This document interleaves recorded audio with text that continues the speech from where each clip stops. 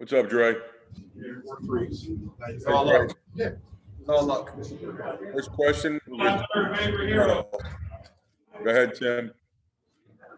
Andre, the previous version of this franchise was 4 in a row, and then you went to the next 5, and now you guys go together. Right. What does it mean to you to not just be going back, but to be in a not a very big group that's been to 6 of these in a row? I had a really good conversation with one of my mentors, and I was just talking about how blessed my career has been. Next question, Tina.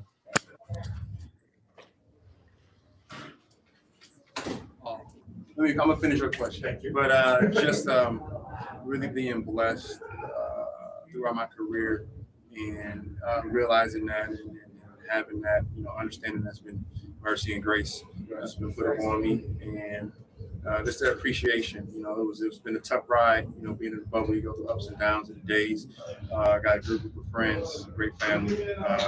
Really got close with you guys on the team, and we just kind of been holding each other stable. The funny thing is, once we get on that court, it's like go time. So it's almost like it's that release. You forget about everything else. You just kind of go into the zone, and that's your place. So that's your place of peace, really. Let me follow up real quick. How long did it take you after you got there in February to figure out what you had in that room with these guys? We were never a full team, which was interesting. Like, we never got a chance to have everybody. Like, the game before the season was paused. That was Tyler's first game, so getting acclimated with him and how he plays. And then coming into the bubble, Jimmy and Bam and Kendrick Nunn was out. And then early in the season, when I first got there, Jimmy was in and out a few times. And then Myers was never there. So we were never like with a full team. But once we got here, got the mini camp, we got some really good work in. And then we've just been building upon that ever since. Question, Logan Murdoch. Hey, Andre. Jimmy Butler has always been known for having a candid style of leadership. And I know you have a candid style of leadership when you're a leader. Why is that mode of being a leader so effective? Yeah, I think it's just, I think with Jimmy, it's like a misconception. Like, Jimmy's like a good leader. Like, we haven't had any altercations. So I haven't experienced, and I don't think I will experience what other people are talking about. I think he just really wants to win. If anything, like, Bam is the guy who's getting on guys and in their faces. He's right here right now to do an interview, so I can get off the stage. Hopefully that's my last question. Come on, Bam.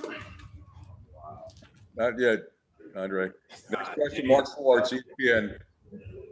Andre, Spo just called Bam an elite competitor, and he said he's going to be one of the league's great winners. Why is it that he will be one of the league's great winners?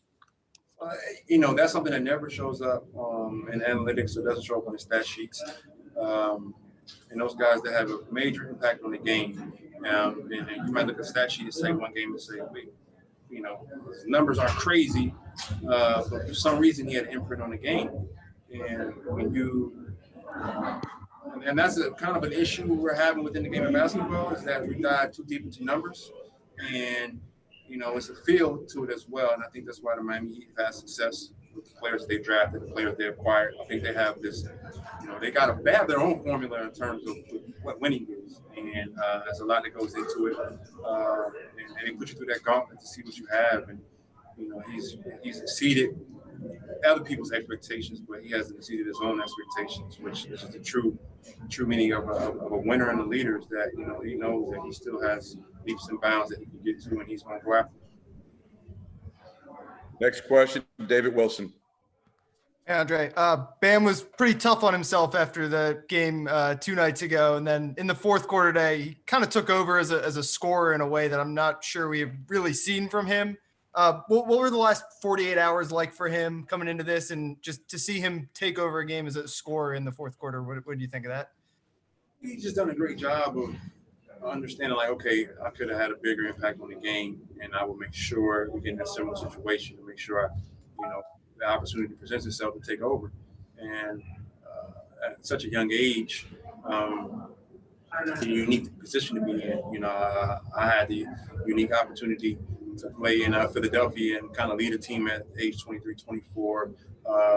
So wanting those pressure moments and wanting to excel in those pressure moments, not saying that I did or didn't, but you learn so much and you're so much better coming out of those situations when you just attack them head on and you're not afraid to fail. And that's another part of that winning formula. You know, one of those personality traits you have to have is not being afraid to fail. But like I said before, you put that work in, you know, you expect to get results. And I told the guys that too. I tell them every time, we work so hard, we might as well reap the benefits. And, you know, he's definitely doing that thus far, and he'll continue to get further. Next question, Manny Navarro. Hey, Andre, the 4 threes in the first, whatever it was, second and third quarter there, you know, to take those shots, make them, they're so big.